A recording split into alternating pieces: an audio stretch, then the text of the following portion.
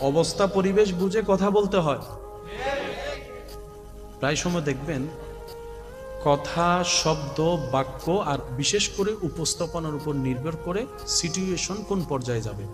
অনেক সময় আমরা কথা বলার উপস্থাপনটা সুন্দর না হওয়ার কারণে ভালো সময়ও ঝগড়াই লেগে যায়। কখন কখন কোন শব্দ ব্যবহার করতে হবে, কোন শব্দ বাদ দিতে হবে আমাদের এটা বুঝে আসে না। বলার ধরনও আমাদের ঠিক থাকে না। কথা বলেন ঠিক কিনা?